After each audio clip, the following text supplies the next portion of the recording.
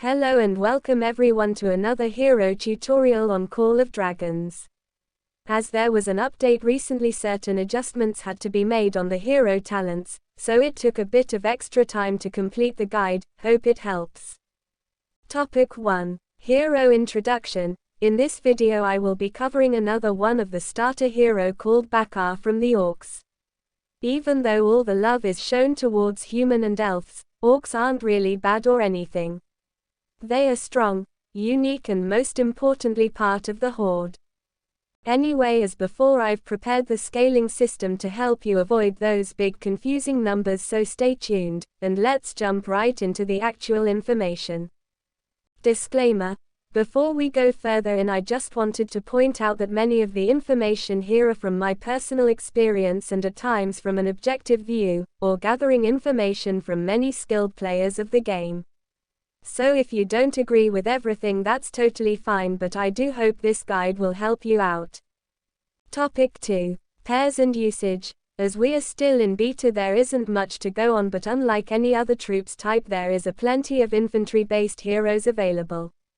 So I'll try my best how they'd work under various circumstances. Also note that with Bakhar there are 3 possible options available to you.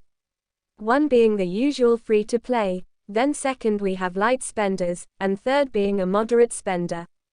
Each giving you more options than the previous one, as simple as that.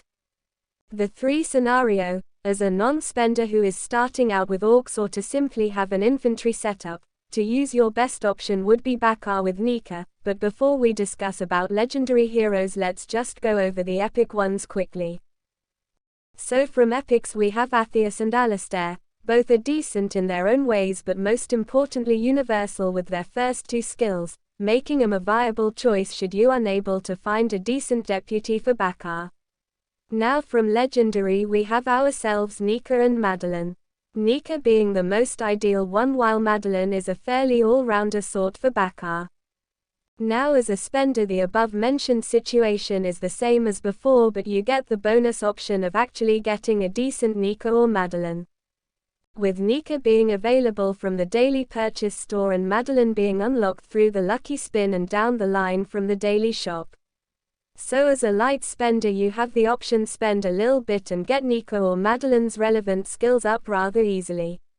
While as moderate spender you can simply go all in on Nika and have a fantastic aggressive infantry pair, while Madeline can pair with someone else. Topic 3. Talent tree and artifact. For Bakhar I've 2 sets of talent tree available.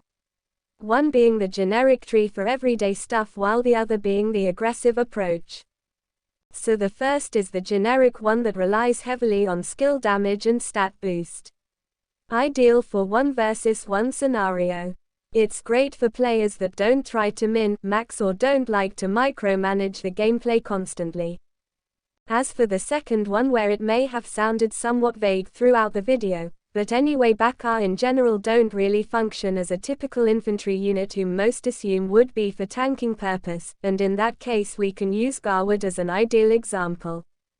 However, Bakhar is aggressive sort, so your gameplay with him would also differ because he is quite fast but also quite sturdy. Meaning he can get in close but not get defeated instantly should the attack fail.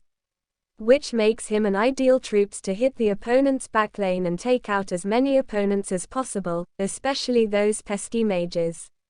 Now for the artifact, I've a specific one in mind, and it's called Cloak of Stealth. This doesn't work often, but once is enough if done right. You simply use it to get in close to the backlane in a big fight and basically take out as many mage and archers as possible. Artifact recommendation. There are many options available. First there is Harlequin Mask. It's a cheap investment as you can use it for PvE with Darklings, and simply have a decent defense passive for PvP purpose. Then we have Codex of Prophecy, which is great in times of need to use to shield yourself and allies in case a surprise attack is launched.